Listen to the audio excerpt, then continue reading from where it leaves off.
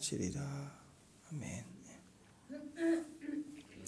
자, 오늘 주님의 그 마지막 일주일간의 여정을 쭉 우리가 묵상을 하고 있는데요. 사실 그 마지막 그 요한계시록의 말씀이 새로운 계시가 아니라 엑기스와 같다고 그랬죠. 전체 성경 이야기를 엑기스화해서 거기다가 물을 타면 그 음료가 풍성한 음료가 되는 것처럼 요한계시록의 말씀이 새로운 계시가 아닙니다. 신구약의 모든 말씀들을 다 연결이 되어 있어서 그 요한계시록에 나와 있는 어떤 구절과 단어를 이해하려면 그걸 현대적인 기술 막 이런 일어난 사건과 연결해서 하면 자꾸 이상한 삼천포로 빠진다고 그러잖아요. 그게 아니라 그 단어와 문장을 구약에서 어떻게 썼는가를 자꾸 확인해 보면서 그 배경과 그 말씀의 그 상황들을 가진 메시지, 큐티했던 내용들을 집약해서 자꾸 봐야 돼요. 그래서 요한계시록 볼 때 우리가 한 2, 3년 봤잖아요. 그렇게 보는 것처럼요. 오늘 일주일간의 이 여정의 이야기들도 마찬가지입니다. 드디어 하나님이 이제 십자가에 지시는 과정에서 일주일간의 이런 메시지 한 번 한 번은 다 이전에 했던 것들을 반복해서 마지막으로 교훈하고 명령하고 그리고 확인해주고 그렇게 하고 선포하고 계시는 거죠. 그래서 오늘 주제의 내용들이 이제 위선에 대한 이야기인데 주로 이제 바리새인들, 서기관들에 대한 위선에 대한 이야기지만 사실은 우리 얘기고 마지막 때 가짜 신앙, 교회가 종교가 돼가고 있는 교회 모습들 이런 것들을 우리에게 확인을 해준다 이렇게 봐야 됩니다.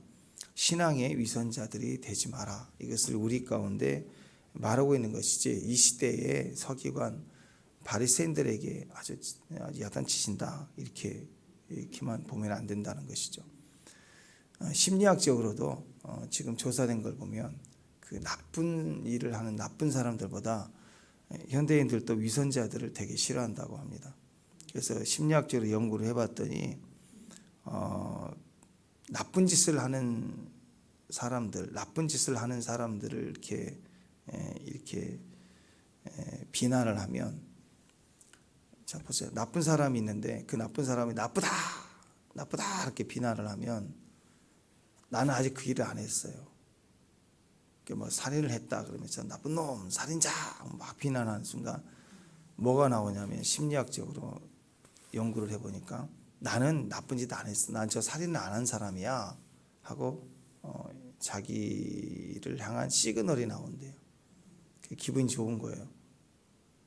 저 보이스피싱 좀 잡혔다. 저 나쁜 놈. 그러니까 나는 안 했잖아요. 아직.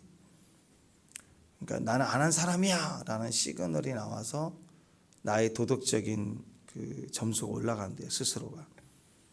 나는 그 이미지를 안 했다라는 이렇게 자랑이 된다는 거죠. 근데 나쁜 사람을 나쁜 놈이라 하기 전에 위선자는 뭐냐면 그 나쁜 놈보다 내가 더 나쁜 놈, 사실 나도 보이스피싱 직업을 갖고 있는 사람, 이전에 나는 했는데 안 걸린 사람이. 근데 그 나쁜 놈에게 나쁜 놈 할 때 보통은 나는 안 했기 때문에 나는 너보다 낫다라는 시그널을 내서 기분이 좋은데 그 사람은 나쁜 놈이라고 얘기할 때 자기는 그보다 더한 놈인데 안 한 것처럼 자기를 위선해서 얘기할 때 사람들은 그것을 모르죠. 똑같이 외치니까. 근데 가짜이기 때문에 더 크게 포장을 하고 더 크게 외치는 거예요. 앞에 나서서 주로 한다는 거죠. 사회적 사건이 터졌을 때 다 뉴스를 보면서 저 나쁜 놈 악하다 이렇게 얘기를 하지만 진짜 그렇게 하는 나쁜 놈들은 앞에 나서서 일을 한다는 거예요. 막 선동을 하고. 그러다가 나중에 그 사람이 잘못된 게 또 드러나게 되잖아요. 그걸 여러 번 경험하니까 사람들은 나쁜 놈보다 저 앞에서 나서서 나쁜 놈이라고 외쳤던 위선자를 심리적으로 더 싫어하고 더 미워하는 그런 심리가 사람에게 있다라는 거죠. 오늘 그래서 똑같은 거예요. 서기관과 바리새인들에 대한 그들의 그 율법주의적인, 그들이 하나님 말씀을 사랑한다, 하나님 말씀대로 산다라고 하는 자기 의가 사실은 죄인, 세리, 또 이 창녀 뭐 이런 성경에서 정죄받고 부정하다는 사람들에 대해서 신랄하게 비난하고 또 부정하다고 외치고 했던 사람들인데, 정작 이 사람들은 회칠한 무덤 같다. 주님이 더 보실 때는 더 악하다 이거예요. 주님 앞에 나쁜 놈들은 회개하고 세례받고 돌이키는데, 이 사람들은 돌이키지 않은 거예요. 실제로는 더 위선적이다라는 거죠. 그러면서 남들을 정죄하고 있는. 그래서 이것에 대해서 더 그 속에 있는 깊은 것이 그게 악성, 죄성, 악성 뭐 이런 거라는 거죠. 그래서 그들은 스스로 그 보여지는 행위들을 통해서 그래서 나는 그렇게 살지 않는다. 나는 말씀을 잘 안다. 나는 말씀대로 잘 믿고 있는 사람이다. 이렇게 생각을 스스로 하지만 주님 보시기에는 순 엉터리였다는 거예요. 순 엉터리. 그래서 그들에게 주는 경고, 사실은 이 시대에 우리에게 주는 경고이기도 하다. 그래서 오늘 그 위선의 모습을 세 가지로 이렇게 단어적으로 좀 보면은 2절에 보면 서기관들과 바리새인들이 모세의 자리에 앉았다. 모세의 자리에 앉았다는 거죠. 모세의 자리에는 율법적으로 모세는 절대적 위치죠. 율법의 아버지니까. 모세의 자리에 앉았다는 것은 가장 가운데, 가장 높은 자리, 재판장의 자리, 판단의 자리, 선생의 자리, 인사받는 자리, 뭐 이런 자리를 좋아했다. 이게 모세의 자리를 상징하는 것입니다. 사실 이런 모세의 자리가 아니라 우리에게 필요한 것은 모세의 모습이죠. 모세의 모습을 닮아가는 것이 필요하지 모세의 자리가 필요한 게 아닙니다. 근데 이런 모세의 모습, 모세의 영성은 어떤 모습인가? 원래 그 모세의 모습을 보면 출애굽기 32장 32절 보면 모세는 진노한 하나님께서 백성을 다 쓸어버리겠다 했을 때 어떻게 했어요? 이제 그들의 죄를 사하시옵소서. 그렇지 아니하시면 원하건대 주께서 기록하신 책에서 내 이름을 지워버려 주옵소서. 자기 백성을 위해서 목숨을 건 기도를 했어요. 그냥 기도한 게 아니에요. 목숨을 걸고 사생 결단하고 생명을 걸고 기도했다라는, 실제로 그렇게 희생하는 삶을 살았습니다. 그렇게 하루하루를 살아가는 그 모세의 모습을 통해 민수기 12장 3절, 우리 너무 잘 아시는 말씀이죠. 이 사람 모세는 온유함이 지면의 모든 사람들보다 더하라. 이 글은 누가 썼냐면 모세가 썼어요. 모세가 자기 이름을 쓰면서 온유함이 지면의 모든 사람보다 더하다. 그건 보통 사람이면 모세, 진짜 온유하고 겸손하니까 쓸 수 있는 거죠. 둘 중에 하나죠. 극단적 교만이든지 극단적 겸손이든지 하나님 음성이 분명히 있기 때문에 순종하여 쓸 수밖에 없었다라는 거죠. 자기를 스스로 높이지 않았어요. 겸손하고 온유했습니다. 그러니까 자리를 탐한다. 어떤 자리를 탐하다. 그러면요, 그 사람은 자꾸 스스로 높아지게 돼 있어요. 항상 어떤 타이틀을 얻기를 좋아해요. 타이틀을. 그래서 교회 안에서 어떤 직분도 마찬가지예요. 때가 되고 하나님 앞에 또 세워질 때가 되면 세워지는데 그걸 막 요구하고 안 하면 나간다고 그러고 막 진짜 별일이 다 있어요. 그런 모습들을 볼 때 그런 사람이면 더 이상 세워서는 안 되는 거 아니에요. 조건 달고. 아니 하나님 일하는데 조건이 무슨 조건이 있어요. 종인데. 품꾼은 조건이 필요하죠. 일하고 가니까. 근데 종은, 주인이 제일 사랑하는 종은 무슨 조건이 있어요. 일을 하는데. 그래서 이 자리를 탐하다. 자기 위치를 확인받고 싶어. 불안하는 거죠. 자, 이 모세의 자리를 구체적으로 오늘 뭐라고 표현하고 있냐면 8절, 9절, 10절 보면 나와 있어요. 뒷부분으로 보면은 8절, 9절, 10절 보면 선생님, 아버지, 지도자, 이게 참 기름 부음의 자리 아니에요. 선지자 또 제사장, 왕 그런 위치인데 이것을 갖다가 칭함을 받기를 좋아한다. 이게 문제가 돼요. 하나님이 왕을 선택해 기름 부었고 선지자와 제사장은 기름 부은데 내가 선지자가 되고 싶은 거예요. 내가 제사장이 되고 싶은 거예요. 내가 왕이 되고 싶은 거예요. 그래서 막 부적을 달고 다니고 인기를 몰고 다니고 왜? 목표 탈환해야 되니. 그래서 막 벌써 신학교 입학하자마자 벌써 명함에 앞뒤에 파고 다니고 막 선지자, 예언자 뭐 예전에 막 국민일보 막 한참 집회하고 그럴 때 광고에 나 그런 것들 난 누군지는 잘 모르겠어요. 그냥 그 상황만 말씀드리는 거예요. 이따만한 광고에 부부 사역자인 것 같아요. 부부 사역자인데 성을 기억 안 나는데 하여튼 그 목사님 남편 목사님 성은 잘 모르는데 김씨라고 합시다. 김씨가 제일 많으니까. 그럼 김치우 아내는 김예언 이렇게 해서 치유와 예언을 줄을 붙여내서 보통 바울 베드로 이런 거 많이 하는데 아니 그거 뭐 나는 너무 가고 싶은 마음이 아니라 그거 보면서 막 웃음이 나와. 꼭 그렇게까지 해야 되나 싶을 때가 있어요. 그리고 막 광고지에 자기 1년치 스케줄을 막 국민 밑에 하단을 다 해가지고 그걸 알리고 그걸 왜 알리는지 난 지금도 이해가 안 가요. 그걸 왜 알리지? 예? 그게 우리의 현 주소였어요. 얼마 전까지. 자 여기서 보면은 그렇잖아요. 왕도 하나님이 나를 세워주시면 성직이고 감당이 되고 기쁘고 또 충성해야 될 그런 사명이잖아요. 선지자, 제사장 다 마찬가지예요. 이 기름 부음을 받다는 것은 위에서 인정해 주시고 부어 주시는 것이 내가 짜내서 막 달라고 막 뒹굴고 난리치니까 한 방울 떨어뜨려 주시고 그게 하나님을 짜서 될 일이 아니잖아요. 막 보좌를 막 옮겨버리고 내가 막 그래서 응답이 오고 그런 거 아니잖아요. 그렇게 하면 추한 거예요. 추한 거. 여기서도 선생님, 아버지, 지도자 이것을 짜내면 안 돼요. 내가 되려고 노력하는 게 아니라 이게 위에서 부어지면 그게 존경스럽고 영광스러운 거예요. 자, 8절 한번 읽어보자. 8절 시작. 너희는 랍비라 칭함을 받지 말라. 너희 선생은 하나요. 너희는 다 형제라. 우리가 다 서로 선생님. 여러분 자녀에게서 배우지 않아요? 항상 가르치기만 합니까? 목회하면서도 마찬가지예요. 목사로서 목사가 다 가르치는 거 아니에요. 배워. 여러분이 사는 모습을 통해서 배우고 큐티 나눌 때 삶을 나눌 때 존경스럽고 은혜도 받고 그런 거예요.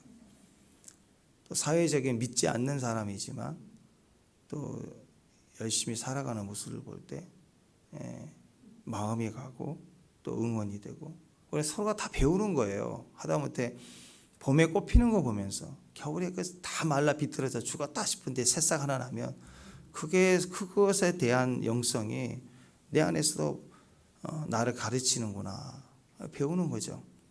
9절 시작. 땅에 있는 자를 아버지라 하지 말라. 너희 아버지는 한 분이니 곧 하늘에 계신 아버지라. 여기서 땅에 있는 아버지 우리 육신의 아버지를 말하는 게 아니고 뭐 그런 뭐 치유의 아버지 뭐 그런 거 있잖아요. 음악의 아버지 막 이런 거. 자, 10절 시작. 10절 시작.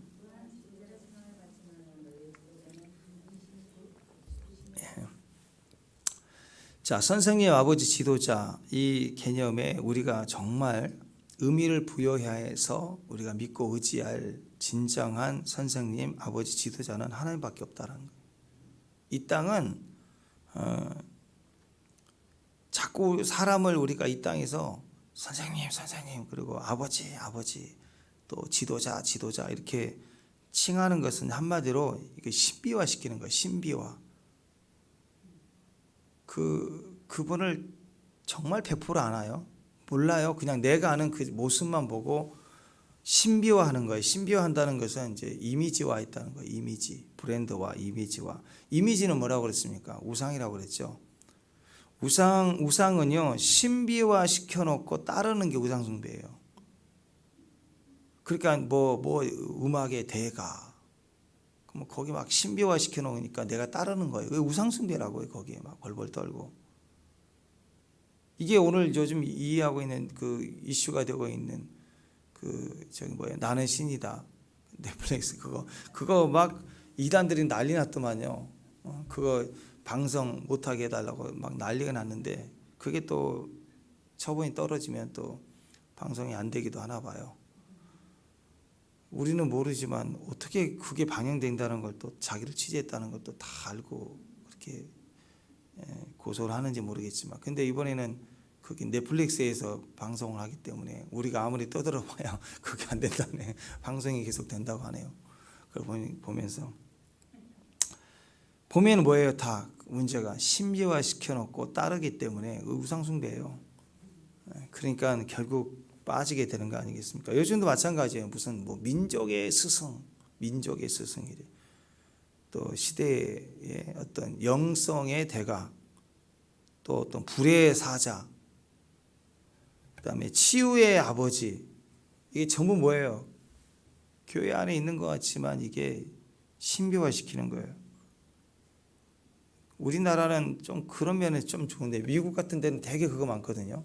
유명한 사역자 한 사람 나오면 뭐 미니스트리, 조준원 미니스트리 이런 거 만드는 거예요. 우리는 좀 그러는데 또 오랄 로버츠 대학처럼 조준원 대학에서 막 이렇게 이름을 내거는 게 외국인 상당히 많은 것 같아요. 우리는 좀 그 정도는 아닌 것 같은데요. 우리나라도 있죠. 호를 갖다가 바꿔서 호를 병원도 세우고 그런 것도 보긴 합니다. 하여튼 사람들은 그런 걸 좋아해요. 무슨 스승, 지도자, 대가 이런 말은 붙이면 안 돼요. 그리고 자꾸 듣지도 말고 이런 말 자꾸 듣다 보면 자꾸 듣고 말하고 이렇게 자꾸 그 형성되면 어떻게 가냐면 나중에 이 사람 보혜사가 뭐 이 사람 뭐 이렇게 하는 사람 있잖아요. 이 사람 그래서 자기는 보혜사 자기가 그렇게 가요. 그다음에 이제 뭐 아버지도 나왔으니까 또 어머니 하나님 집 앞에서 어머니 그런다고. 어머니 하나님 전하지만 집 앞에서 어머니란 칭호를 자꾸 쓴다고. 좋지 않냐? 그래서 저기 캐톨릭에서도 마리아를 갖다 마리아라고 부르지 않아요. 마마 마리아, 엄마 마리아, 존경스러운 마리아 이렇게 붙인다고 해서 엄마 그러면 마리아를 얘기해요.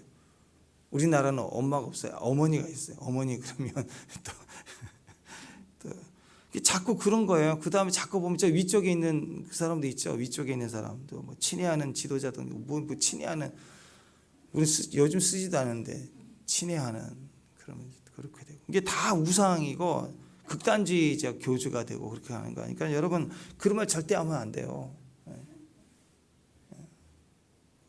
어제도 제가 좀 얘기하려다만 큐티할 때 자꾸 뭐 목사님 참 대단하다 뭐 이런 얘기 뭐 대단하지도 않지만 진짜 불편해요. 그런 말을 절대 하는 거 아니에요. 사역자에게 존경한 마음이 있을 수 있습니다. 어떤 부분에 대해서 고마울 수 있어요.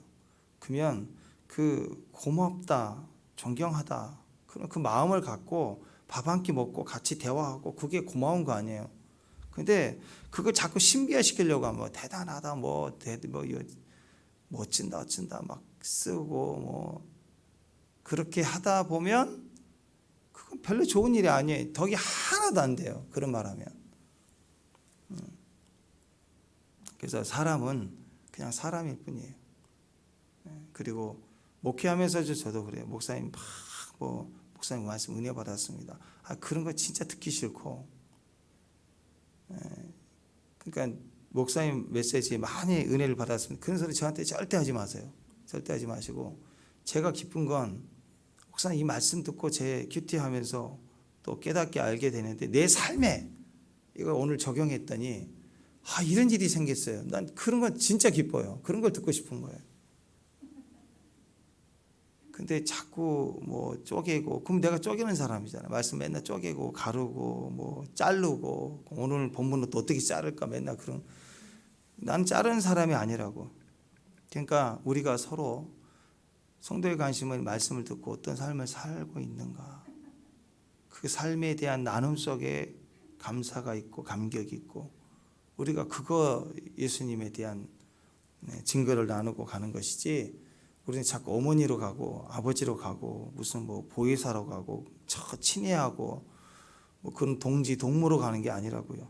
하나님만인 거예요. 하나님. 절대적으로 우리 삶에 관심이 많아요. 지금 세상도 그렇잖아요. 막 앞서서 막 정보 비판하고 뭐 자기 다니는 회사 비판해 갖고 될 일이 뭐 있어요. 그걸 막 외치는 사람 가만히 삶을 보세요.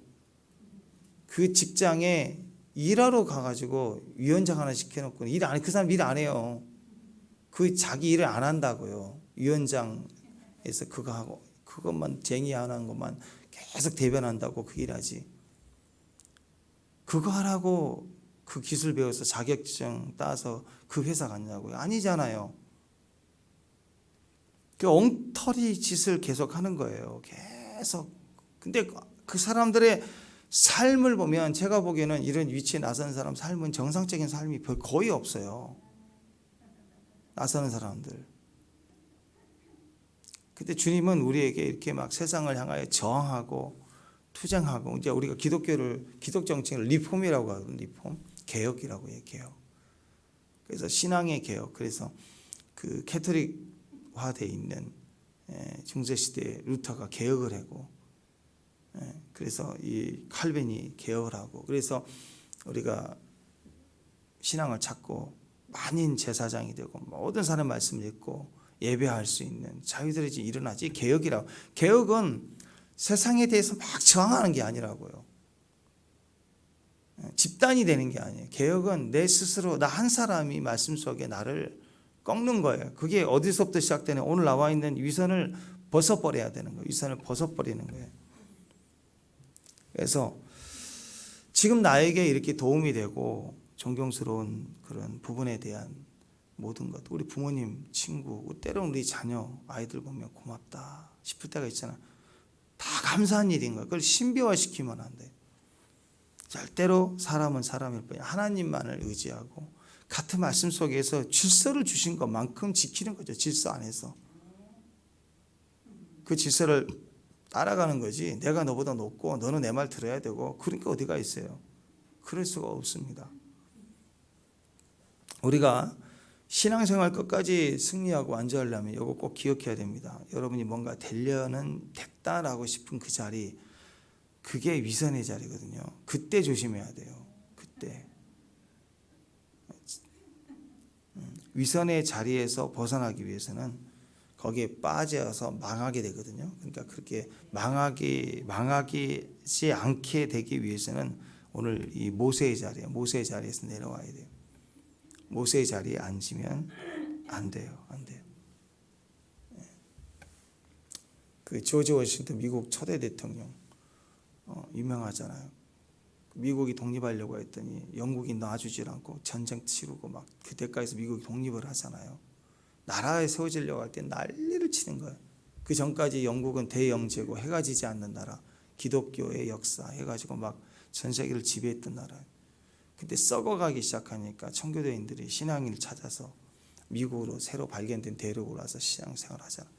그때 나라가 세워지려고 할 때 막 엄청 전쟁을 치를 때 그 전쟁 중에 조지 워싱턴이 최대 대통령이 되는 그 과정 보세요. 연합군들이 신앙 때문에 도와주러 사람들이 모여들었을 때, 지금은 뭐 얼굴 보고 정상회담하고 하니까 조지 워싱턴을 알지만 키가 작았다고 하잖아요. 정상들이 왔는데 모였는데 조지 워싱턴이 누군지 모르니까 누가 조지 워싱턴이냐고, 누가 조지 워싱턴이냐고. 그럼 이 사람이라고 사진을 보여주면 되죠. 그게 없으니까 한결같은 얘기예요. 그 회의장 들어가면 제일 바닥에 엎드려 기도하고 있는 사람은 조지 워싱턴이다. 그게 딱 가서 보면 한 사람만 죽고 살고 의자 밑에서 엎드려 있으면 이분이 조지 워싱턴이구나. 알아봤다고 하잖아. 또 에브라함 링컨 대통령의 기도 시간, 수건 딱 달려 있으면 보고도 안 하잖아. 그 시간 하나님의 시간. 네. 뭐 김하중 대사, 하나님의 대사, 그거 보세요. 그 밑에서 막 회담하는데 밑에서 무릎 꿇고 기도하고, 그런 분들이 그 시대의 지도자들이에요. 지도자들. 모세의 자리에 앉지 않아요. 모세의 자리와 같은 자리를 앉아야 될 사람인데도 끝까지 자기 자리는 무릎이고 진행할 때만 앉은 자리. 이게 지도자의 모습 아닌가. 우린 끝까지 모세의 자리가 아닙니다. 모세의 모습을 따라서 겸손하고 온유함으로 가야 됩니다. 두 번째는 3절 4절 읽어봅시다. 3절 4절 시작. 무엇이든지 그들이 말하는 말을 행하고 지키되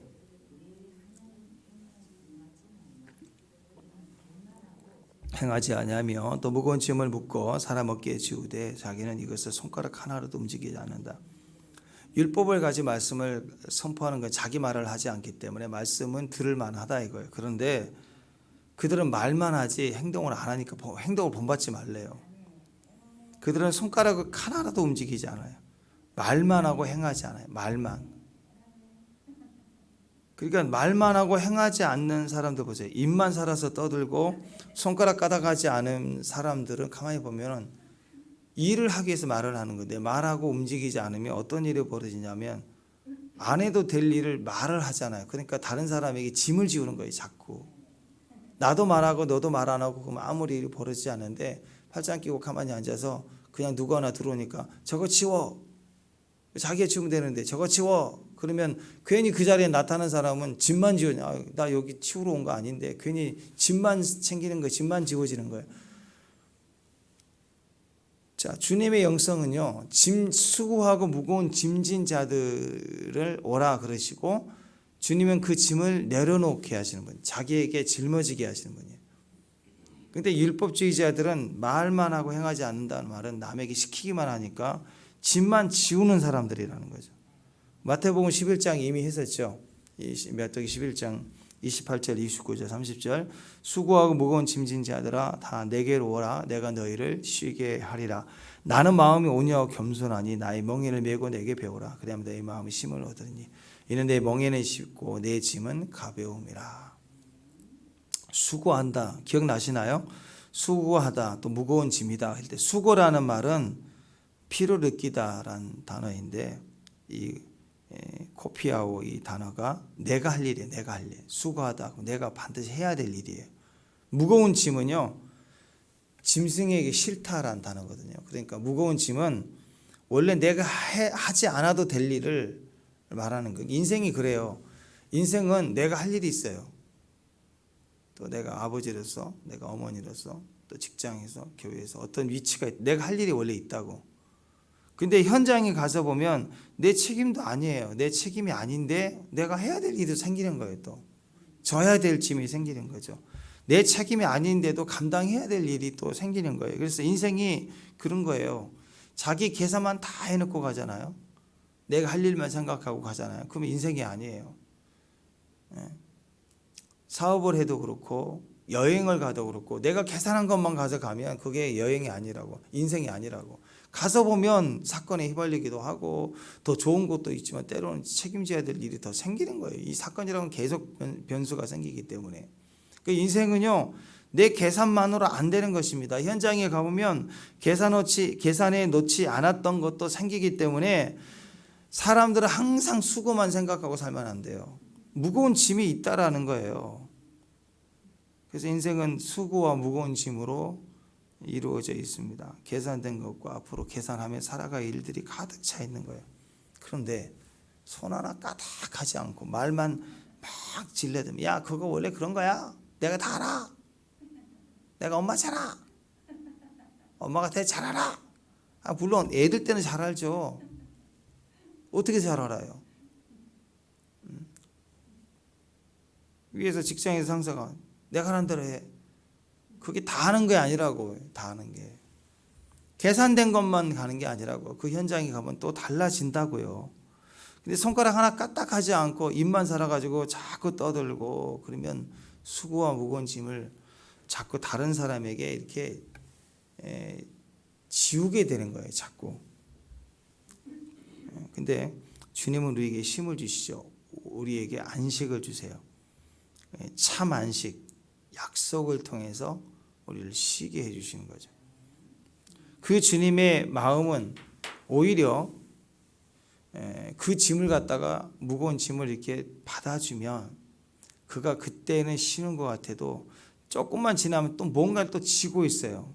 왜냐하면 사람은 불안하기 때문에 또 부족하기 때문에 그 짐을 잠깐 쉬게 해줘도 그 다음날 되면 또 자기가 책임져야 될 짐이 있고 또 연약하기 때문에 그 현장에서 눈만 뜨면 새로운 하루가 시작되면 또 말려들어서 남의 책임을 져야 될 일까지 지게 되는 일이 계속 반복적인다고요. 네. 이번만 넘어갔으면 좋겠다. 이번만. 그래서 돈을 빌려서 어떻게 대출해서 갚았다고 합시다. 그러면 그 갚은 고비라는 게 없어지나요? 또 생겨요. 또 생기고 또 한 번 이게 말리면 계속 생기는 거예요. 똑같은 거예요. 한 번 고비 넘겨준다고 해결되는 것 같지 않습니다. 인생의 모든 것이 그래요. 그래서 예수님 방법은 뭐냐? 그 수고한 짐을 이렇게 내려주는 목적이 아니라 내 멍에를 메래요. 예수님의 멍에를 메라 라고 얘기를 하고 있습니다. 원래 이 말은 에레미야서 6장 16절 말씀인데 여호와께서 이와 같이 말씀하시되 너희는 길에 서서 보며 옛적 길 그 선한 길이 어디인지 알아보고 그리로 가라. 너희 심령이 평강을 얻으리라 하나 그들의 대답 우리는 그리로 가지 않겠노라. 그냥 당장 배고픈 거 해결해 줘. 먹을 것 줘. 이 고비 넘어가게 해줘. 그것만 원하지 멍에를 메고 싶지 않은 거예요. 예. 그게 인간이라고 인간. 근데 아니래요. 너희 심령이 평강을 얻으리라. 어떻게? 멍에를 메고 배워야 된다. 예. 자, 어떻게 살아야 됩니까? 영적으로 해석해 보면 짐이라고 하는 것을 우리의 사명, 인생 사명으로 이렇게 생각을 해 보십시다. 목숨까지 걸고 져야 되는 짐, 그게 사명이에요. 목숨까지 걸고 져야 되는 게 사명이에요. 근데 입만 살아있는 짐, 입만 살아있는 사명, 그거 말고 예수님의 멍에를 메는 사명. 가라 그러잖아요. 가서 제자 삼아라. 그것은 가라 명령이지 보내라 명령이 아니거든요. 근데 어떤 사람은 보내라만 있어. 외쳐라. 선교사만 있는 거예요. 선교사만. 근데 뭐가 있냐면 또 선교 동원가 뭐 그런 게 또 있어요. 그 사람 와가지고 막 선교로 보내라, 선교사 헌신해라 이렇게 선교 동원가 그게 거창하라고 막 써붙여놨어. 명함에다 선교 동원가. 이게 뭐야? 근데 그런 분들은 대부분 입만 살아있는 사명일 수 있어요. 아니 내가 가서 번호 보여야죠. 주님도 이 땅에 오셨는데 기도 사명, 기도자가 되는 거예요. 기도시키기만. 아니면 문제만 일으켜서 나만 뜨면 사람들이 다 기도해. 그런 사람이 되면 안 되지. 내가 기도자가 돼야죠. 그래서 우리가 입만 살아있다. 또 앞에 얘기했던 모세의 자리 다 결론 아닌가요? 엎드리면 모세의 자리로부터 자유할 수 있고 엎드리면 입만 살아서 막 이래라 저래라 판단하고 팔짱 끼고 이게 이러네 저러네 이렇게 해야지 저렇게 그럴 수가 없잖아요. 그죠? 네. 기도하는 삶을 살아가고 엎드리는 삶을 사는 거 그게 우리에게 주시는 목소리 하나님 메시지입니다. 5절 6절 7절 보면 모든 행위를 사람에게 보이고자 하나니 그 다음에 뭐예요? 띠를 띠고 술을 길게 하고 이렇게 멋진 옷을 입었다는 거예요. 그리고 잔치 윗자리 회당이 높은 자리 분함받는 거 랍비라 칭하는 거 다 종합적으로 쭉 나와 있는 거 아니에요? 그렇죠? 이게 한마디로 얘기하면 모든 행위를 사람에게 보이고자 했다. 이거 뭐예요? 한마디로 쇼타임. 쇼타임이에요. 쇼타임.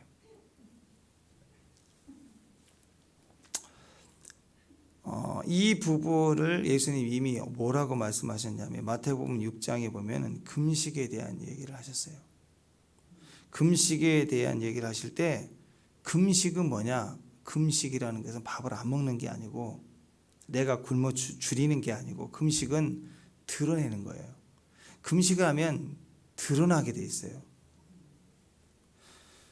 그래서 주님은 금식할 때 외식하는 자들아 하면서 이 외식을 말씀하실 때 뭐라고 얘기냐면 슬픈 기색을 보이지 말라. 다 금식이야. 금식한 걸 막 티를 내 보이는 거예요.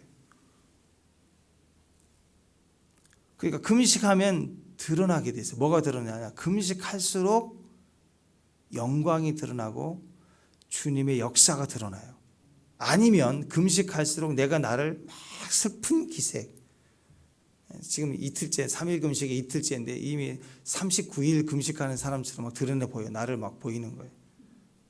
여기저기 다 연락하고 알리고 막 금식 중. 뭐 어떤 분은 전화 이렇게 문자를 보냈는데 어떻게 어때요? 그러면 예 어떻습니다. 문자 보낼 수 있잖아요. 근데 금식 중. 딱 이렇게 봐. 아니 금식 중 문자 못해? 어떻게 받아?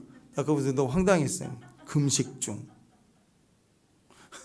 그게 답변이 아니에요. 답변이.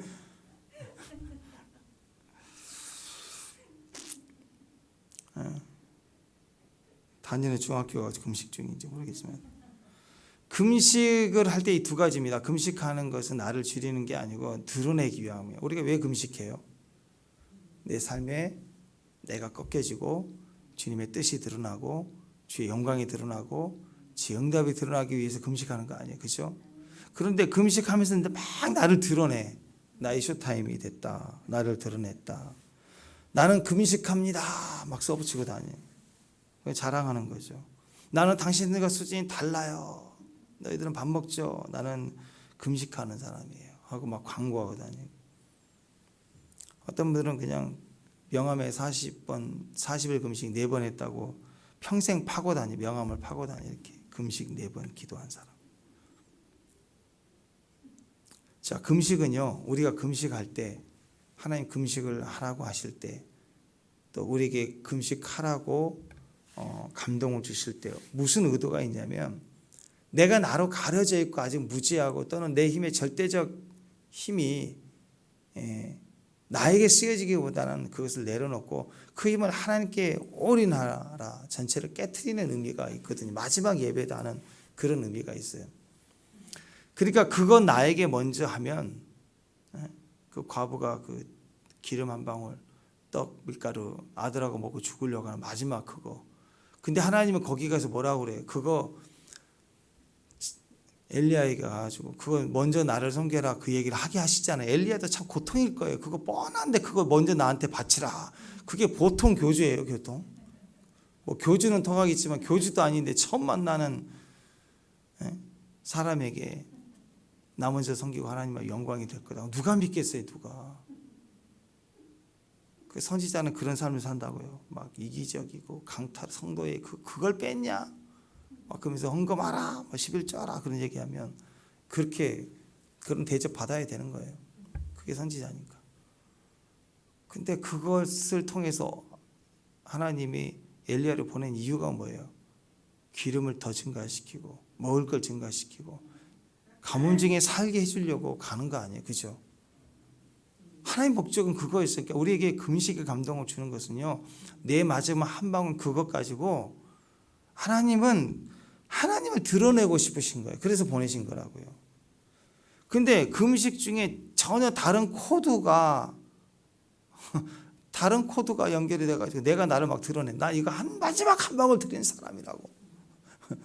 이걸 막 그냥 엘리야가 한마디 했다가 이 과부가 동네방네 막 광고하고 다니 나는 이 한 방울까지 드리는 사람이라. 내가 하나님 선지자를 섬긴 사람이라고 막 광고하고 다니면 지가 드러나는 거잖아요. 그죠?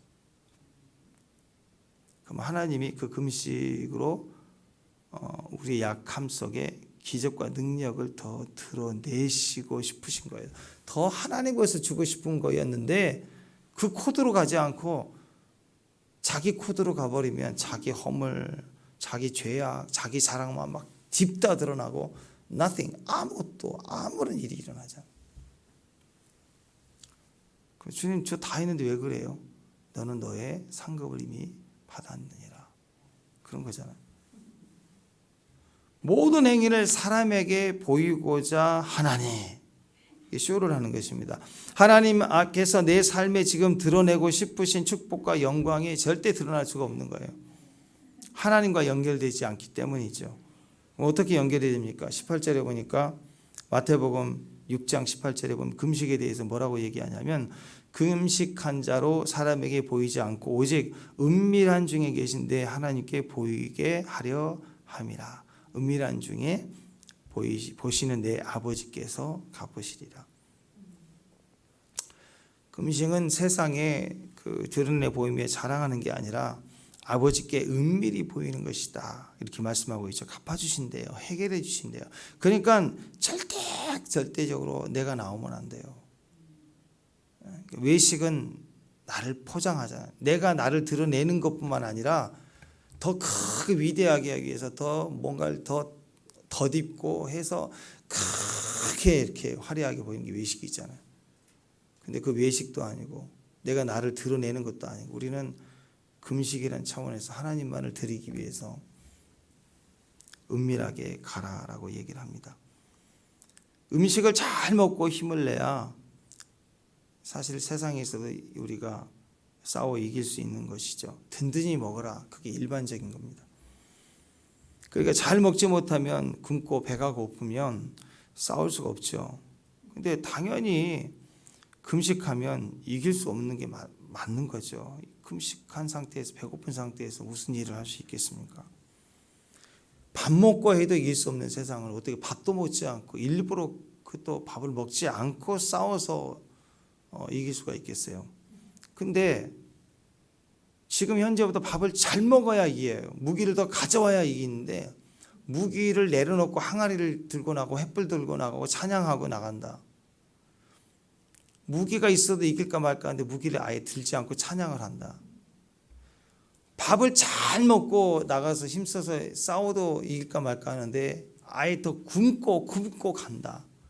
근데 밥을 잘 먹고 가서 싸우는 것보다 더 크게 이기고 무기를 들고 가서 싸우는 것보다 더 크게 이겼다 그러면 이게 금식의 힘이라는 거예요. 금식의 힘. 금식의 힘은 나를 드러내는 순간 꽝이에요. 꽝. 위선하면 꽝인 거예요. 근데 금식의 힘은 좋은 음식보다 좋은 무기보다 더 강력한 넘침이 있고 이김이 있고 승리가 있다. 우리가 위선하지 말라는 것은 오늘 이 나쁜 놈아, 이 위선자야 이렇게 지적하시는 게 아니라 내가 너를 위해서 일할 기회를 달라 하고 주님이 말씀하시는 거예요. 마지막 때 더 내 손에 쥐어질 때 그걸로 나를 포장하려고 하지 말고 위선하지 말라. 그 말은 마지막 때는 내가 할 거야. 내가 너를 위해서 나의 계획된 영광과 능력을 보이게 하라. 너는 절대 나서지 마라. 그 얘기 아니에요.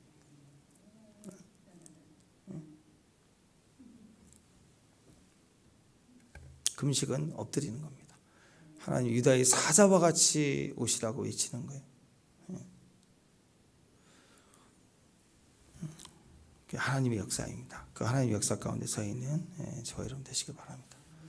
기도하겠습니다. 하나님 감사합니다. 우리의 자리, 우리의 이름, 우리의 보임 그것을 또 포장하고 왜곡하고 쇼를 하고 하는 위선된 자리로 하나님의 하시는 일을 가로막지 않고 하나님의 일이 우리 가운데 나타내심을 방해하지 않고 하나님 저희 역시 우리 삶에 하나님을 보게 되는 주의 영광에 속한 축복을 얻게 하옵소서. 오늘도 겸손하게 하시고 온유하게 하시고 인내하게 하시고 엎드려 기도 예배할 때 큰 축복을 받게 하옵소서. 예수님의 이름으로 기도합니다.